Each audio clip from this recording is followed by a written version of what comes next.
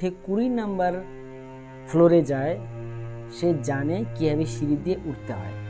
সে যদি কোনোদিন নিচে পড়েও যায় তবুও সে উপরে উঠতে পারবে, কারণ সে সিঁড়ি দিয়ে ওঠা বুদ্ধিটা তার জানা আছে।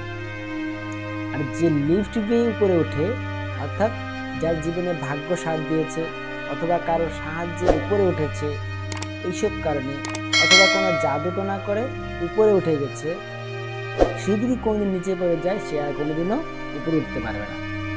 সে আবার ঘুরে দেখা গেল যে লিফটের সামনে আসলো, লিফটের সামনে এসে দেখবে যে লিফটটি অচল,